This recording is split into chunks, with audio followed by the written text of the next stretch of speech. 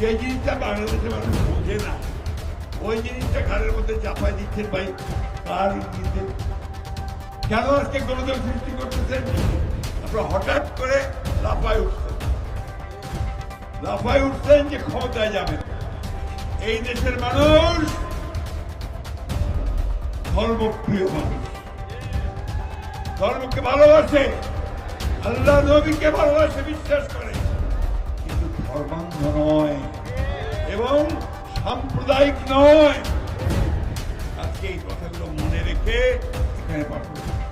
আপনি গত নির্বাচনে হিসাব করে দেখেন কত পার্সেন্ট ভোট পেয়েছে জামাত ইসলাম? কত আরুন বলেন? 5% না, তাও বেশি 5-6%, তাই না? রাতারাতি লাভ দিয়ে গিয়ে একেবারে 51% হয়ে যাবেন, এইটা মনে করেন না। বাংলাদেশের মানুষ আপনাদেরকে সহজে ভোট দিবে না, কারণ আপনাদেরকে তারা বিশ্বাস করে না।